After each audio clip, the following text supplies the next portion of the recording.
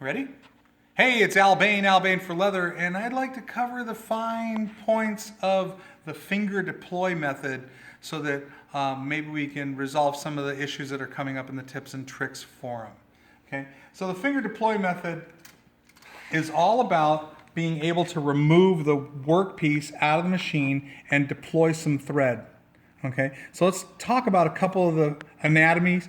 Happens to be the Class 18, the Cobra Class 18 sewing machine, and we have to understand that to be able to remove the workpiece out of the machine, we have to raise the presser foot. So either use the knee lift, foot lift, and the lock mechanism, or hold it with the knee lift or foot lift up. I like to lock things open so that it frees up the other parts of my body, but sometimes, wow, it won't come out.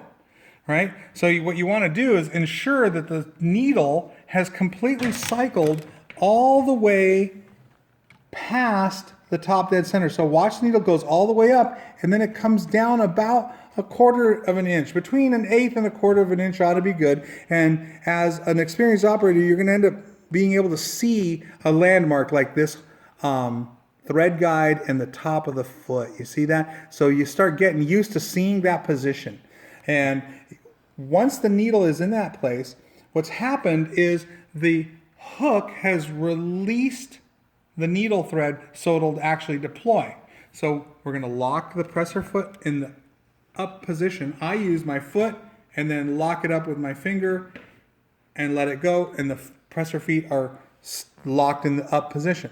So now what I'm going to do is I'm going to grip the workpiece with my fingers, and I'm going to use the finger deploy method with the thread. So I'm going to catch the side of the thread to the operator's left, not the operator's right, because if I do that, inevitably I'm going to snag that thread up and over some of the mechanism like this, and that would be a big mistake for future sewing.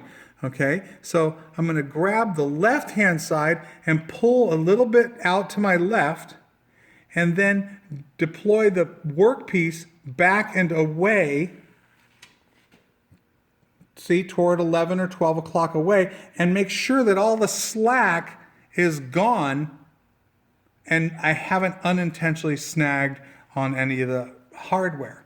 Now, this being the Class 18, the same thing is going to apply with the Class 4, the Class 3, the King Cobra, the Class 20. You have to look at the individual configuration and make sure that you're not, again, unintentionally snagging the thread on any of the surrounding hardware after the deploy.